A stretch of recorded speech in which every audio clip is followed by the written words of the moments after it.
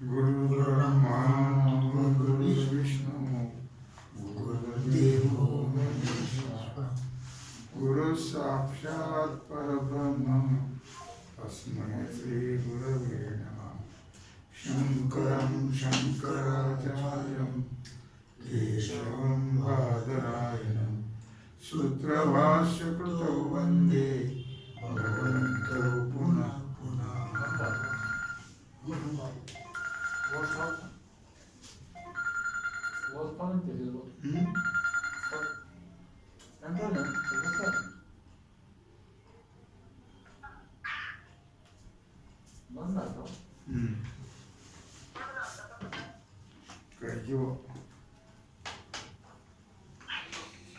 हरिओम विचार सागर रहस्य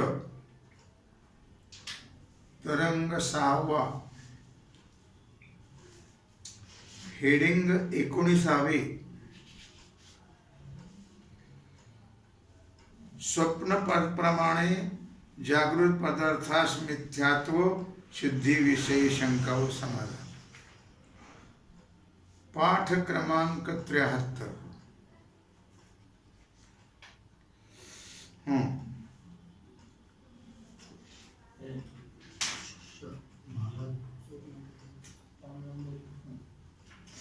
शिष्य म्हणतो, महाराज, स्वप्न पदार्थ साक्षात अविद्येचा परिणाम आहे आणि जागृत पदार्थ साक्षात अविद्येचा परिणाम नाहीत। जशी घटाची उत्पत्ती दंड चक्र कुडलापासून होते, तशी सर्व जागृत पदार्थांची उत्पत्ती आपल्या आपल्या कारणापासून होते। जागृत पदार्थ जर साक्षात अविद्येचा परिणाम असते तर प्रथम आकाश, नंतर वायू अशा क्रमाने पंचभूतांची व पंचकृत भूतापासून सर्व ब्रह्मांडाची उत्पत्ती श्रुतीमध्ये सांगितली नसती। कळलं का?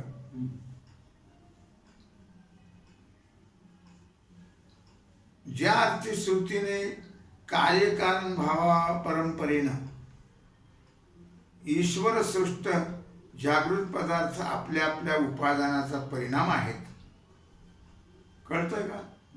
आपल्या आपल्या उपादानाचा परिणाम आहेत, साक्षात अविद्येचा परिणाम नाहीत, आणि स्वप्न पदार्थ साक्षात अविद्येचा परिणाम आहेत असं सांगितलं आहे। यावरून स्वप्न पदार्थाहून विलक्षण जागृत पदार्थ काही अल्पकाल स्थिर, काही अधिक काल स्थिर असून त्यांचा एकमेकात कार्यकारण भाव आहे। म्हणून स्वप्नाप्रमाणे जागृत नाही, स्वप्नात समान जागृती नाही, आणि जागृतीचे पदार्थ सत्यच आहेत। श्रीगुरु म्हणतात, बाबा रे, हे तुझं म्हणणं बरोबर नाही आहे, कारण जागृत पदार्थात जसा कार्यकारण भाव दिसतो त्याप्रमाणे स्वप्न पदार्थातही कार्यकारण भाव प्रतीत होतो।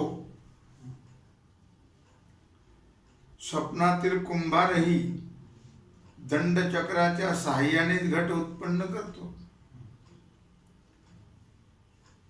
तसेच आपण आपल्या गाईला वत्स किंवा आपल्या स्त्रीला पुत्र झाल्याचं पाहतो, मग त्याला घट आणि वत्स, बाळ, वासरू आणि पुत्र यांच्या ठिकाणी कार्यता अल्पकाल स्थिरता प्रतीत होते, आणि हे सर्व पदार्थ समकालीन आहेत। तुमच्या लक्षात आलं का नाही? हे काय सांगितलं त्याने? किंवा स्वप्नातला विषय चाललाय हा।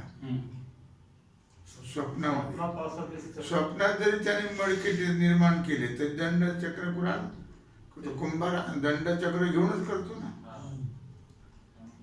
आणि गाईला वासरू, पत्नीला मुलगा झाल्याचं आपण पाहतो, कुंभाराचा घट स्वप्नामध्ये।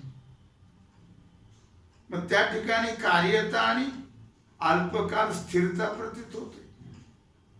ते कार्यच आहेत की नाही मग हे सगळे. आणि ते थोडा काळ जास्त दिसत नाही, नसतं ते स्वप्न, किंचित काळ असतं. आणि हे सर्व पदार्थ समकालीच आहेत. वास्तव असेल, मुलगा असेल, घट असेल, हे सगळे कसे आहेत? समकालीन आहेत. एकाच वेळेला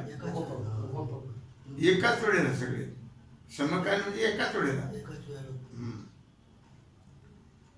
मग कोणी कोणाचं कारण नाहीत. घट, गाय, वासरू व त्यांच्या कारणाची अविद्याच उपादान कारण आहे.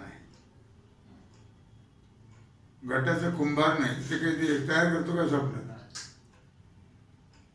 वासरू गायीपासून झालेलं दिसत नाही स्वप्न, आणि पुत्रही स्त्रीपासून झालेलं दिसत. हे कोणी कोणाचं कारण नाहीये. मग अविद्येने हे उत्पन्न होतात. अविद्येमुळे स्वप्नावस्था ही अविद्येची आहे. कळलं का. तसं म्हणजेच घट, गाय, वत्सादिकांची व त्यांच्या कारणांची अविद्याच उपादान कारण आहे. तसे जागृतीच्या पदार्थतही कोणी कोणी अधिक कालाचे कारण रूपाने, कोणी अल्प कालाचे कार्य रूपाने स्वप्नाप्रमाणे प्रतीत होतात.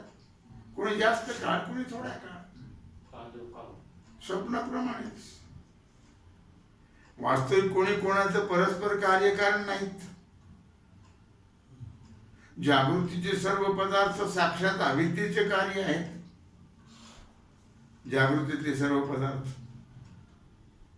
कोणाचे कार्य आहेत? अविद्येचे. आणि ज्या क्रमाने श्रुतीमध्ये सृष्टी सांगितली आहे, तिथे सृष्टीक्रमाच्या प्रतिपादनाचा श्रुतीचा अभिप्राय नाही आहे. फक्त अद्वैत बोध व्हावा एवढाच अभिप्राय आहे. त्यांना कशाला क्रम सांगायचे? काय भूगोल करतील काय ते? नाही. लक्षामध्ये अद्वैत बोध व्हावा एवढाच अभिप्राय आहे ना. सर्व पदार्थ परमात्म्याचे विवर्त आहेत. आहे दोरीन दिसतो सर्प, तसं आहे परमात्मा दिसतंय जगत. त्याला विवर्त म्हणतात. असावं एक आणि भासावं एक, त्याला काय म्हणतात? विवर्त. आणि जो ज्याचा विवर्त असतो तो तत्स्वरूपच असतो. खांबावर पुरुषाचा भ्रम झाला तर तो खांब स्वरूपच आहे. शुक्तीवर रजताचा भ्रम झाला तर शुक्ती रूपच आहे. आणि दोरीवर सर्पाचा भ्रम झाला तर सर्प दोरी रूपच आहे. लक्षामध्ये म्हणजे जगत जसा भास होतो ते परमात्मा स्वरूप आहे. लक्षामध्ये म्हणून सर्व नामरूपात्मक प्रपंच, नाम आणि रूप या दोन्ही मिळून असणारा हा प्रपंच, कळलं? तो ब्रह्माहून वेगळा नाही, ब्रह्मरूपच आहे. हा सगळा नामरूपात्मक प्रपंच सगळ्याला नाव आणि रूप आहे का नाही? हा प्रपंच ब्रह्मरूपच आहे. या अर्थाचा बोध जिज्ञासूला होण्याकरता सृष्टी सांगितली. दुसरं प्रयोजन नाहीये सांगण्याचं, दुसरं काहीच फल नाही. पण नाम रूपात्मक प्रपंच वेगळा नाही म्हटलं म्हणजे काय? हे सर्व जग आहे का नाही, याला प्रपंच म्हटलंय. हा सगळा दिसणारा भाग. याच्यात दोनच गोष्टी आहेत, नाव आणि रूप. तुझ्या ठिकाणी जो देहांचं नाव, दिसणारा आकार जो आहे त्याला रूप म्हणतात, आणि नाव एवढंच आहे जगात, दुसरं काहीच नाही. म्हणून नामरूपात्मक हा सगळा प्रपंच आहे. तो सर्व प्रपंच ब्रह्मरूप आहे. या अर्थाचा बोध जिज्ञासूला व्हावा, बरं का? काय म्हणून सर्व सांगितली.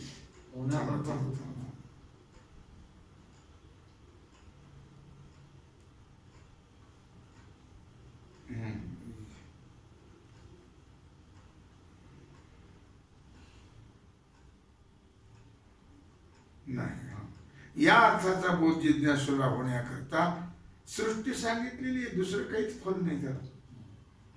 बरं, सृष्टी प्रतिपादनामध्ये जो क्रम सांगितलाय तो स्थूल दृष्टी पुरुषाला विपरीत क्रमाने लय चिंतनाकरता सांगितला, उलटा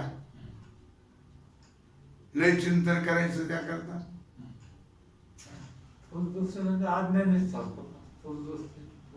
हो,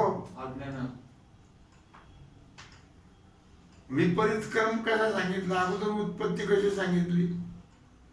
उत्पत्ती सांगितली महत् तत्वापासून आकाश, आकाशापासून वायू, वायूपासून अग्नी, अग्नीपासून जल, जलापासून पृथ्वी, आणि लय उलट्या क्रमाने सांगितलंय.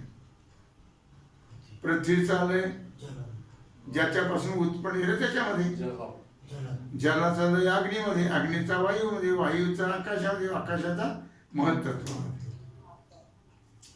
असा उलट्या क्रमाने लय सांगितलंय का नाही? केवळ बोध व्हावा जिज्ञासूला म्हणून सांगितलं. काय? त्या लय चिंतनाचे अद्वैत बोध हेच फल आहे. लय चिंतनाचे कशाला सांगितलं? हे सगळे एकच आहे, सगळ्याचं एकरूप झालं सगळं. काय शेवट कुठं झाला? महत्त्व कुठून निर्माण झालं? ईश्वर. ईश्वराच्या आश्रित आहे ते सगळं, म्हणजे सर्व ईश्वर स्वरूप आहे असं त्याला सांगायचं. म्हणून सांगितलं लय चिंतनाचा प्रकार. फक्त अद्वैत बोध व्हावा, एकच आहे सगळं, हे कळण्याकरता हे सगळं प्रपंच केलं आहे. याकरता क्रमकथनामध्ये श्रुतीचा अभिप्राय नाही. आलं लक्षामध्ये? क्रम सांगण्याचा अभिप्राय नाही आहे. काय? वस्तुतः सृष्टीमध्ये क्रमही नाही.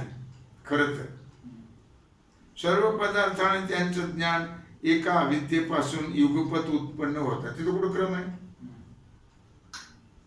आणि त्याच अविद्येपासून परस्परामध्ये पूर्वोत्तर भाव, अगोदर हे नंतर ते, आणि कार्यकारण भाव स्वप्नाप्रमाणे जागृतीच्या पदार्थात मिथ्या प्रतीत होतात. सगळं मिथ्याच होईल. मिथ्याच आहे तर मिथ्याच प्रतीत होणार ना. सत्य कसं होईल? सत्य एकच आहे. सत्य तो, सत्य तो, सत्य तो विठ्ठल. कळलं का काय सांगतात ते? शिष्य म्हणतो, महाराज, सृष्टी उत्पन्न होण्यास जर मुळीच क्रम नाही तर विरुद्ध क्रमाने लय चिंतनात सृष्टीचा क्रम सांगितला आहे असं कसं म्हणता येईल? मग नाहीच क्रम म्हणता मग कशा सांगितलं लय चिंतन?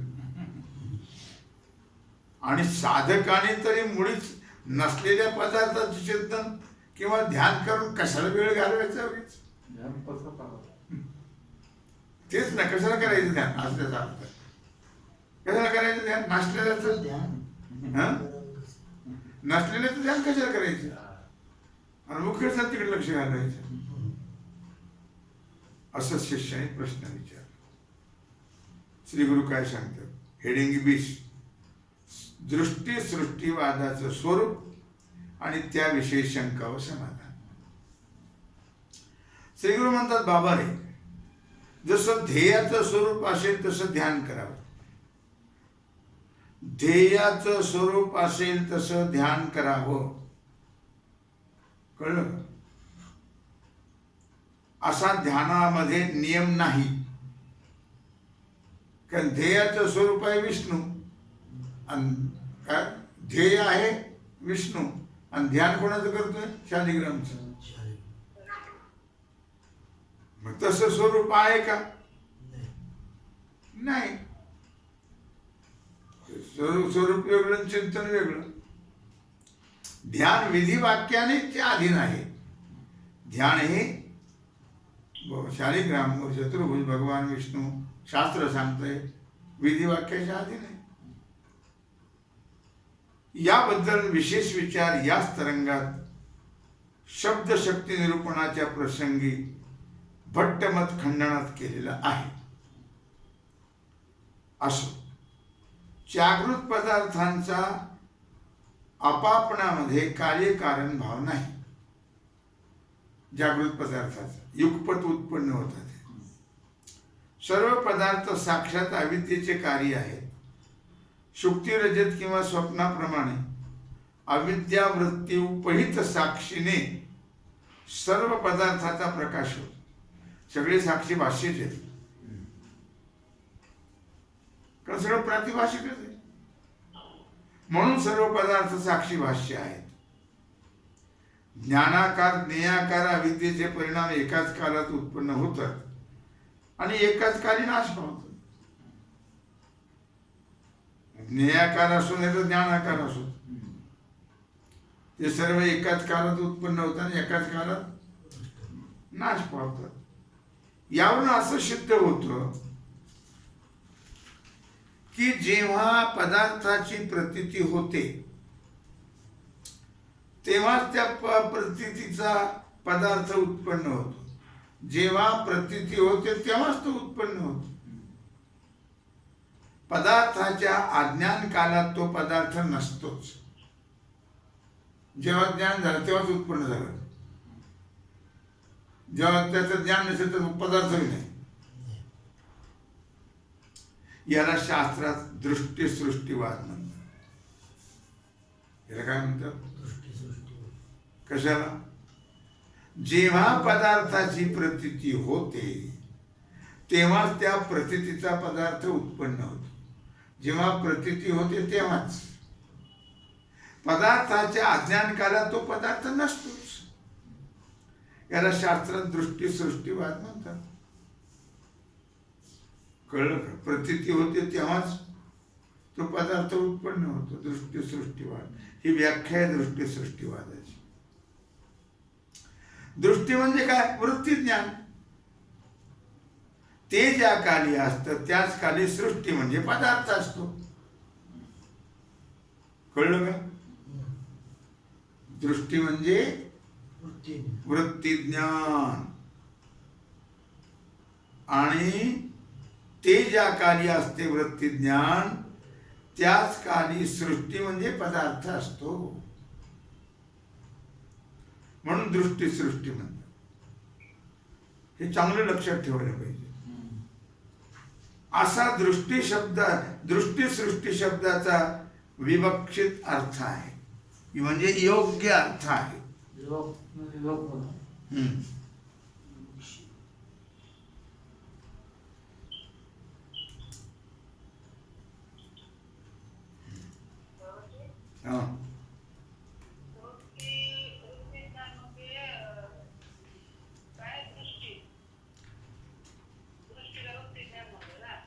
हो, पदार्थ. सृष्टी म्हणजे पदार्थ. त्यात लिहिले बघा, दृष्टी म्हणजे वृत्ती ज्ञान. बाजूला मागच्या बाजूला लिहून ठेवा 5 नंबर. हे नेहमी आपल्या उपयोगी पडत. काय म्हणतात ते आलं लक्षात? दृष्टी म्हणजे वृत्ती ज्ञान. वृत्ती ज्ञान असेल तर पदार्थ नाही तर कुठे पदार्थ आहे काय? त्याच्या खाली असते त्याला काय? त्या कारण सृष्टी म्हणतात. दृष्टी सृष्टी असा दृष्टी सृष्टी शब्दाचा विवक्षित अर्थ आहे. दृष्टी सृष्टीवादात पदार्थाला अज्ञात सत्ता नाही. प्रत्यक्ष आहे ना, अज्ञात सत्ता कशी असेल? ज्ञात सत्ताच आहे. दृष्टी सृष्टीवादात प्रत्यक्ष आहे. म्हणून अज्ञात सत्ता. नाही. कळलं दिसलं नसतं तर अज्ञात सत्ता असते. मग अद्वैतवादात हा सिद्धांत पक्ष आहे. कळलं का? अद्वैतवादात हा सिद्धांत पक्ष आहे. या पक्षामध्ये पारमार्थिक व प्रातिभाषिक अशा दोनच सत्ता आहेत. कुठं? सिद्धांतामध्ये पारमार्थिक आणि प्रातिभाषिक तीन सत्ता नाही आहेत. मग तीन सत्ता मांडण्याची जरूरही नाही. दोनच आहे. एक परमात्मा आणि एक सगळं भासमान त्याच्यावर भासलेलं. अज्ञात सत्ता म्हणजे काय होतं? अज्ञात म्हणजे न कळणे. न करण्याची सत्ता, अज्ञात सत्ता. ज्ञात सत्ता आणि अज्ञात सत्ता. आपण प्रत्यक्ष वस्तू पाहतो ही ज्ञात सत्ता आहे. आणि जी प्रत्यक्ष नसते ती अज्ञात सत्ता आहे. सत्ता म्हणजे ती सत्ता नाही तीन प्रकारची. पारमार्थिक, प्रातिभाषिक, व्यावहारिक ते नव्हं. म्हणजे थोडक्यात ज्ञान आणि अज्ञान असं काय? अज्ञान ज्ञान हे दोनच घ्यायचे. हा. प्रत्यक्ष आपल्याला दिसतो ना पदार्थ, मग त्याची ज्ञात सत्ता आहे. आणि जो दिसत नाही त्याची अज्ञात सत्ता आहे. कळलं? प्रत्यक्ष कळणे आणि प्रत्यक्ष न कळणे बस एवढंच म्हणायचं त्याचा अर्थ. अद्वैतवादात हा सिद्धांत पक्ष आहे. या पक्षात पारमार्थिक, प्रातिभाषिक अशा दोनच सत्ता आहेत. तर ह्या सत्ता दोन वेगळ्या त्या दोन वरच्या वेगळ्या आहेत. तीन सत्ता मांडल्यात ना, नाही त्या तीन सत्ता नाही आहेत कुठं? सिद्धांतामध्ये. व तीन सत्ता मांडण्याची गरजही नाही. हे सिद्धांत मग बरोबर योग्य आहे. ते त्यांना सिद्धांत मत कधी चुकीचं नसतं. कारण सर्व अनात्म पदार्थ स्वप्नाप्रमाणे प्रातिभाषिक आहे. हे सगळं दिसणारं जग जे आहे हे स्वप्नासारखं आहे. कसं आहे? स्वप्न कसं आहे? बाकीचे कसे दिसणार? आपण जेव्हा आलो होतो काय काय आणलं होतं बरोबर? कोण कोण आलं होतं? आणि जाताना काय काय येतं आणि कोण कोण येतं? झोपलो तेव्हा काय असतं? स्वप्न असतं. झोपताना काहीच नसतं. आणि उठल्यावर काय असतं? काहीच नसतं. तसा हा प्रकार आहे. जसं झोपताना काहीच नसतं पण स्वप्नात दिसतं आणि ते खरं नसतं काय. आणि जागे झालं काहीच नाही. तसं जेव्हा आलो तेव्हाही काहीच नव्हतं आणि जातो तेव्हाही काहीच नाही. मग हे स्वप्नवत मिथ्या आहे. पण चालविती व्यवहार सत्य काही नाही.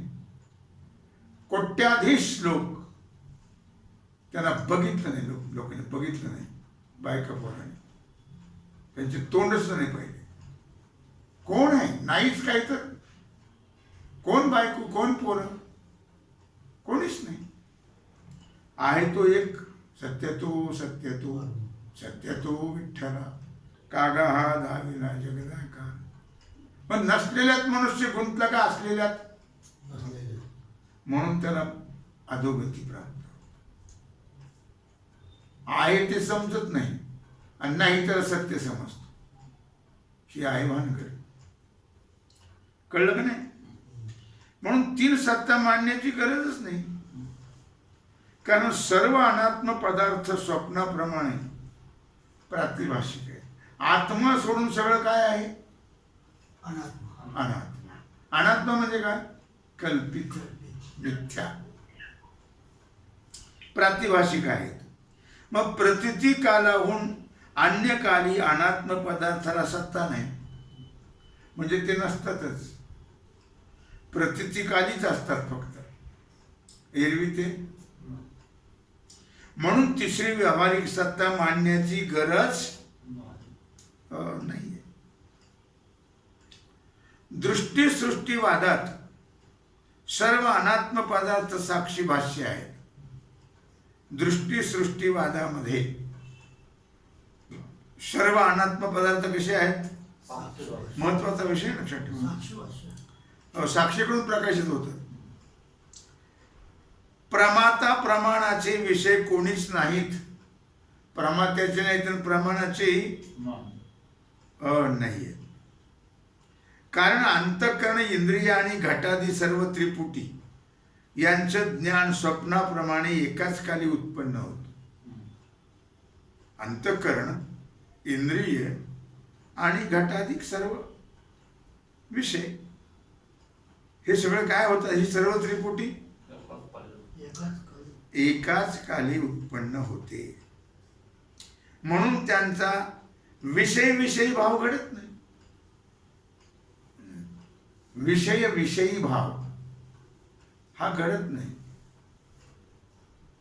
विषय आणि विषयी त्याला जाणणारा. आता एकाच काळी उत्पन्न झालं कशाचा विषय विषयी भाव? विषयी अगोदर असतो आणि विषय नंतर असतात. तसं आहे का स्वप्नात? नाही. एकाच काळी दोन्ही उत्पन्न होतात. म्हणजे तो कुठे विषय विषयी भाव आहे? तसंच म्हणतात. तेच सांगतात ते. त्यांना तेच सांगायचे. अलक्षमध्ये इंद्रिय, अंतःकरण आणि घटादी विषय हे ज्ञानाहून पूर्वी त्रिपुटी असावी. मग नेत्रादी द्वारा अंतःकरण वृत्तीरूप प्रमाणजन्य ज्ञान व्हावं. परंतु तसं एक नाही. अंतःकरण, इंद्रिय आणि विषय हे तिन्ही ज्ञानाचे पूर्वकाली नाहीत. अगोदर कुठे ते? ज्ञानाच्या बरोबरच ही त्रिपुटी उत्पन्न होते. कळलं का? म्हणून त्रिपुटीपासून उत्पन्न होणारे कोणतं ज्ञान नाही. त्रिपुटीपासून उत्पन्न होणारं कोणतं ज्ञान नाही. म्हणजे आता ते ज्ञान कोणतं की प्रमाता प्रमाण प्रमेय नाही. या त्रिपुटीपासून उत्पन्न होणारं कोणतं ज्ञान नाही. प्रमाणजन्य ज्ञानाचा विषय जागृत पदार्थ कोणताच नाही. कळलं का नाही तुम्हाला? घोटाळा होणं देऊ नका. प्रमाणजन्य ज्ञानाचा विषय जागृत पदार्थ कोणताच नाही. कल्पित मिथ्या आहे. म्हणून सर्व जागृत पदार्थ स्वप्नाप्रमाणे मिथ्या आहे. कुठल्याही प्रमाणाचा विषय होऊ शकत नाही. कोणत्याच प्रमाणाचा विषय होऊ शकत नाही. हे प्रमाणजन्य ज्ञानाचा विषय जागृत पदार्थ कोणताच नाही. हो, म्हणजे प्रमाणजन्य म्हणजे प्रमाणापासून उत्पन्न होत नाही कुठला पदार्थ जागृतीतला. म्हणून मिथ्या आहे. सगळे कल्पित आहे. आम्हाला सुखदुःख का होतं? आम्ही खरं समजून होतं. कळलं की नाही? खरं म्हणजे खरं काहीच नाही. स्वप्नात असा मोठा नाग माग लागला. आता मरतोय म्हटलं झालं मी. काय आता मरतोय, दुःख झालं, भयंकर भय वाटलं आणि जागा झालं पाहिजे काहीच नाही. सुखही गेलं, दुःखही, गेलं भयही. गेलं का? आणि नव्हतंच काही. काहीच नाही. मग का वाटलं ते? आम्ही खरं समजलो ते म्हणून. स्वप्नात ते खरं वाटतं आणि जागे झालं खोटं वाटतं. मग स्वप्नात खरं वाटलं की ती भीती वाटते, दुःख होतं. लॉटरीचा नंबर लागला, स्वप्नात मजा वाटते. राजा आता एक ताण काय यायची गरजच नाही. आता मस्त मजा करू. आणि जागे झालं काय? काहीच नाही ना. काहीच नाही.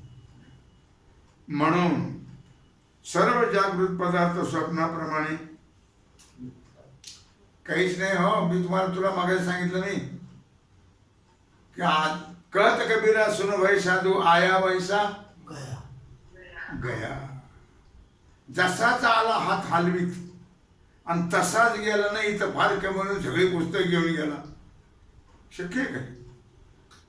अहो, पदरात बांधतात ते सोडून टाकावं लागतं. तेही बरोबर येत नाही. लक्षात ठेवा. काही लोकांमध्ये शिळी भाकरी द्यायची बरोबर सगळे. ती पद्धत आहे, पद्धत बावळट छाप. हो, तेव्हा रस्त्यात त्याला भूक लागली. ते काय म्हणतात, रुपया बांधायच्या पदरात कशा करता, चहा पाण्याला, आणि ती भाकरी कुठे भूक लागली खायला. पण ती विसरायला की ती सवयला सोडून टाकतात. काय खरं आहे? खरं आहे काही? काहीच खरं नाही. हे कळलं की परमार्थ झाला. काहीच खरं नाही, कोणीच कोणाचं नाही, एकच परमात्मा आपला आहे आणि परमात्माचे बाकी काहीच नाही. एवढं जर यथार्थ कळालं, शाब्दिक नको, तर परमार्थ सक्सेस झाला.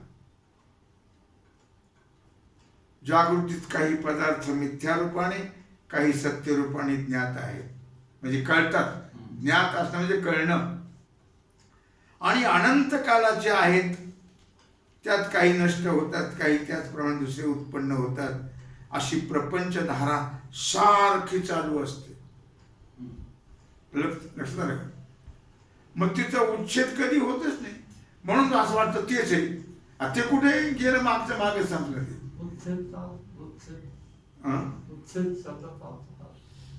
तिचा उच्छेद कधी होत नाही, त्याचा मिटत नाही, नाश होत नाही त्याचा. ऐकायचं ना पुन्हा. प्रपंचधारा ही सारखी चालू आहे की नाही?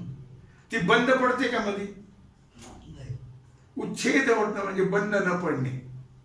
ती बंद पडतच नाही. म्हणून आपल्याला असं वाटतं तेच आहे. कुठं ते आपल्या लहानपणचं काहीच राहिलं नाही. पण तेच उत्पन्न होतं पुन्हा पुन्हा, म्हणून आपल्याला वाटतं तेच आहे. लक्षात आलं का? तेच नाही आहे. कुठं तो डोह, कालिया डोह कुठे आहे? यमुना तिथं होती, आज किलोमीटर एक यमुना पलीकडे गेली. कुठं तेच राहिले. तिथे नुसतं दाखवतात एक डोह आहे आणि थोडं झाडाचं खोड आहे, इथं कालिया डोह आणि एक कळंबाचं झाड, आणि या डोहात पुढा ते डोळे नाही, काही नाही. तिथून मग गाड्या जातात, रस्ता आहे तिथून रस्ता आहे, आणि यमुना लांब पलीकडे गेली.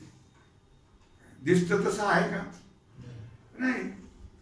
अर्थात अशी प्रपंचधारा सारखी चालू आहे, तिचा उच्छेद कधी होत नाही, म्हणजे बंद पडत नाही. ते सारखं चालूच आहे. पुनरपी जननम पुनरपी मरणम हे सारखं चालू असल्यामुळे असं वाटतं आपल्याला तेच आहे. उलट तेच नाही.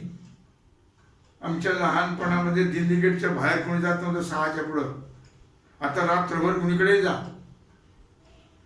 दिल्ली गेटच्या बाहेर फक्त सिव्हिल होतं, ते नंतर झालं. ते सुद्धा इकडे काहीच नव्हतं. 2-4 घरं होती त्या माळ्याच्या ह्याच्यात, मळ्यात, वाघमळ्याच्या पत्तीच्या. बाकी काही कुठं नव्हतं. काय भीती वाटायची बाहेर 6च्या पुढं दिल्ली गेटच्या पुढं बाहेर जायची. आता काय बाबा, काय मी काय सांगतोय की ते बंद पडत नाही. हो, सारखं चालूच आहे. लहानपणामध्ये 32 कोटी लोकसंख्या होती, 32-35, आज 135 झाली. सारखं चालूच आहे ना, ते बंद कुठे आहे? म्हणून जोपर्यंत ब्रह्मज्ञान होत नाही तोपर्यंत प्रपंच प्रतीत होईल आणि ज्ञानही होईल. ब्रह्मज्ञान होत नाही तो तुम्हाला प्रपंच तुम्हाला दिसणारच, आणि तुम्ही खराच मानणार त्याला. ज्ञान होत नाही तोपर्यंत कुठल्याही वस्तू ज्ञान झाल्याशिवाय ते सत्य नाही. प्रपंच प्रतीत होईल आणि ज्ञान होईल. ज्ञान होईल कशाचं? प्रपंचाचं. ज्ञान होईल आणि प्रतीतही येईल, प्रतीतीला येईल. तेव्हा प्रपंच सत्यत्वाने प्रतीत होणार नाही. काय? तेव्हा ज्ञान झाल्यानंतर प्रपंच सत्यत्वाने प्रतीतीला येणार नाही. पण ज्ञान झालं, आणि त्या ज्ञान प्राप्तीसाठी साधने आहेत वेद गुरु. कळलं का? साधने काय आहेत? वेद गुरु. तेव्हा अशा प्रकारे आपला सुंदर विषय चाललाय, चिंतनीय काय आहेत. त्यापासून परमात्म्याची प्राप्ती होते. कुणापासून?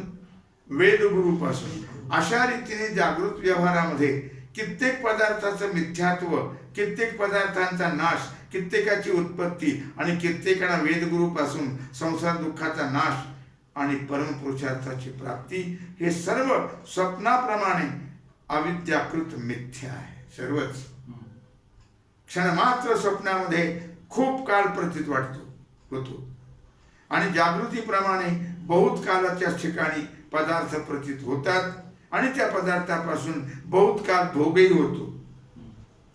म्हणून जागृत पदार्थांची स्वप्न पदार्थाहून यत्किंचितही विलक्षणता नाही. जसे स्वप्न तसे जागृती, जशी जागृत तसे स्वप्न. मिथ्या, सर्व अनात्म पदार्थ मिथ्या आहेत हे सिद्ध झालं. तेव्हा झालेली सेवा भगवत चरणी स्मरण करू. राहिला जो सेवेचा भाग आहे तो आपण उद्या पाहू. पुंडलिक वरदे हर विठ्ठल, श्री ज्ञानदेव तुकाराम, पंढरीनाथ भगवान की जय.